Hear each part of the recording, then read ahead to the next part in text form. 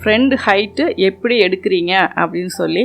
நீங்கள் வந்து front height அப்படிங்கும்போது நீங்கள் வந்து செஸ்டினுடைய ரவுண்டு எவ்வளோன்னு பார்த்துக்கோங்க.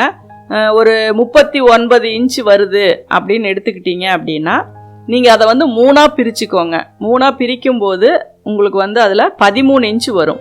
அது கூட ப்ளஸ் 1 இன்ச்சு ஆட் பண்ணிங்க அப்படின்னா முன்பக்க உயரம் உங்களுக்கு கிடைச்சிரும். இது வந்து நான் உதாரணமாக சொன்னது. அதே மாதிரி தான் செஸ்ட் ரவுண்டை நீங்கள் 3ஆக டிவைட் பண்ணிக்கோங்க. 3 கூட அந்த டிவைட் பண்ணனதில் 1 இன்ச்சு வந்து நீங்கள் ஆட் பண்ணிக்கணும். அப்போ தான் வந்து உங்களுக்கு உயரம் கிடைக்கும். ஒரு சிலருக்கு வந்து செஸ்ட்டு வந்து கொஞ்சம் நார்மலாக இருக்கிறவங்களுக்கு அது ஓகே. ஏன்னா நார்மல் கட்டிங்க்கு அந்த செஸ்ட் உயரம் ஓகே. சப்போஸ் ஒரு கிராஸ் கட்டிங் போடுறீங்க, அவங்களுக்கு செஸ்ட்டு பெருசாக இருக்குது, அந்த மாதிரி வரும்போது ப்ளஸ் இன்னொரு இன்ச்சு ஆட் பண்ணிக்கோங்க.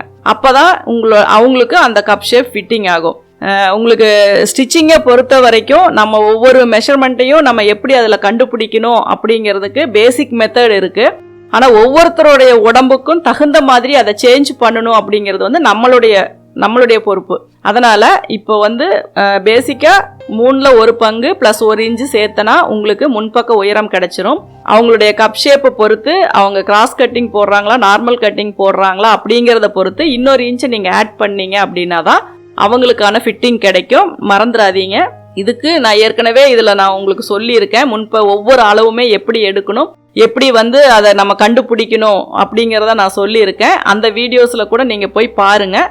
கண்டிப்பாக உங்களுக்கு ஒவ்வொரு இதுவும் நீங்கள் பண்ண அதில் எக்ஸ்பீரியன்ஸ் உங்களுக்கு ஆட்டோமேட்டிக்காக வந்துடும். நீங்கள் ட்ரை பண்ணி பாருங்கள்.